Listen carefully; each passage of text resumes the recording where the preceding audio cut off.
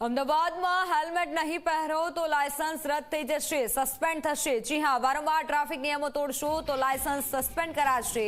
Helmet ન પહેરવા બદલ 3 વાર પકડાશો તો પગલાં લેવાશે। અત્યાર સુધી આરટીઓને લાયસન્સ સસ્પેન્ડ કરવા 3000 દરખાસ્તો મળી છે। 850ના લાયસન્સ 3 મહિના માટે સસ્પેન્ડ કરાયા છે। 850 જેટલા લાયસન્સને સસ્પેન્ડ કરી દેવામાં આવ્યા છે।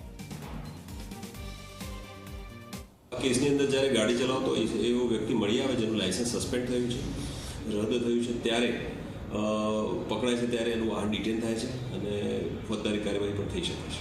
અગાઉ અમારી પાસે પોલીસ ડિપાર્ટમેન્ટ તરફથી 3000 જેટલા લાયસન્સ સસ્પેન્ડ કરવા માટેની દરખાસ્ત આવી છે। એની અંદર ઓક્ટોબરથી અમે કાર્યવાહી શરૂ કરી હતી અને એમાંથી 1350 એવા લાયસન્સ છે કે જે GJ01માં રજીસ્ટર થયેલા છે અને આમાંથી અમે 850 લાયસન્સ જે 3 મહિના માટે અમે સસ્પેન્ડ કર્યા છે।